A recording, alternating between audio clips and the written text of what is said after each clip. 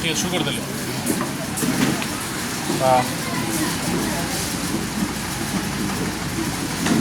আজকে মূলত আপনারা কী উদ্দেশ্যে এখানে সাংবাদিক সম্মেলনে মিলিত হয়েছেন, কি বলবেন গোটা বিষয় নিয়ে? আজকে আমরা মিলিত হয়েছি বলতে আমাদের 18 জুলাই আমরা আগরতলা প্রেস ক্লাবে আমাদের ত্রিপুরা কালচারাল অর্গানাইজেশনের সূচনা হয়েছিল।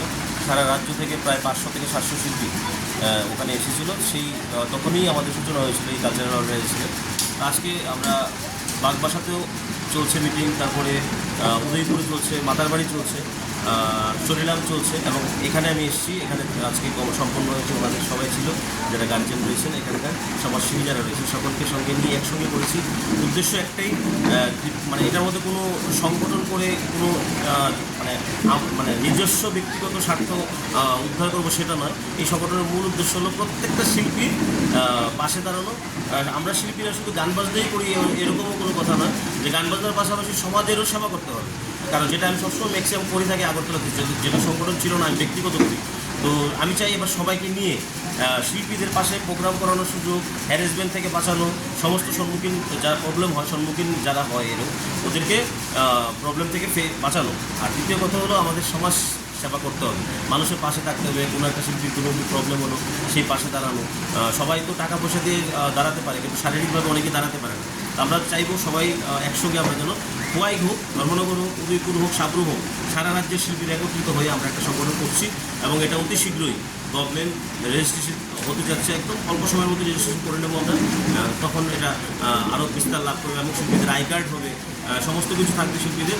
এটা কোনো সংগঠনকে বন্ধ করা বা কোনো সংগঠনকে অন্য সংগঠন যারা রয়েছে আমাদের আরও, সেই সংগঠনকে কোনো হেনস্থা বা কোনো নিচে দেখানো, এটা কোনো উদ্দেশ্য নেই আমাদের উদ্দেশ্য একটাই, আমাদের কালচারাল অর্গানাইজেশন আমরা শিল্পীদের সাথে কাজ করবো, এবং যে যেভাবে কাজ করতে পারে পজিটিভলি কাজ করবো, এবং এটা নেগেটিভলি কোনো ভাইবস থাকবে না। বিশেষ করে বলা চলে খোয়াই সংস্কৃতি শহর, এখানে অনেক গড়ি শিল্পীরা রয়েছেন, অনেক পুরনো শিল্পীরা রয়েছেন। আর কী ভাবছেন তাদের জন্য ফিউচার নিয়ে? তাদের 100% সবার সঙ্গে কথা বলা হবে। এখানে দুজনকে দায়িত্ব দেওয়া হয়েছে, অ্যাডকভাবে দায়িত্ব দেওয়া হয়েছে, নট এটা কাগজপত্রে সই করে দায়িত্ব দেওয়া হয়েছে। ছোটো ভাই দুজনকে দায়িত্ব দেওয়া হয়েছে জাস্ট একটা অর্গানাইজেশন করার। তো এবার অবশ্যই এখানকার যারা গার্জেনরা রয়েছেন সকলে মিলে বসে, কিন্তু আমি এটা করবো গভর্নমেন্ট রেজিস্ট্রেশন হওয়ার পর।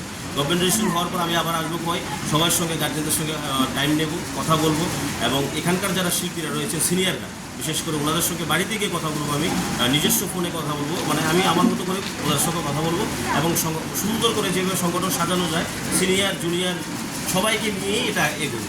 এটা এমন নয় যে আমার কোনো ব্যক্তিগত বা ছোটোদের ব্যক্তিগত কোনো সংগঠন, এটা সবাইকে নিয়ে এগোতে হবে, সংগঠন একা চলে না।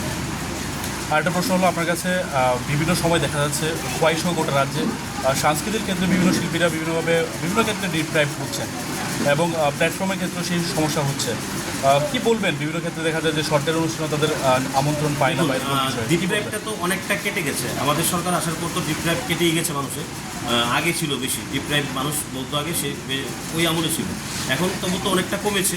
একসঙ্গে তো সব কিছু কমানো সম্ভব নয়। আস্তে আস্তে এই যে আমাদের সংগঠন রয়েছে, ওই আরেকটা যে সংগঠন আছে আমাদের, ওটা যেমন কিছুটা কমিয়েছে ডিপ্রাইভ, আমরা কিছুটা ডিপ্রাইভ কমাবো।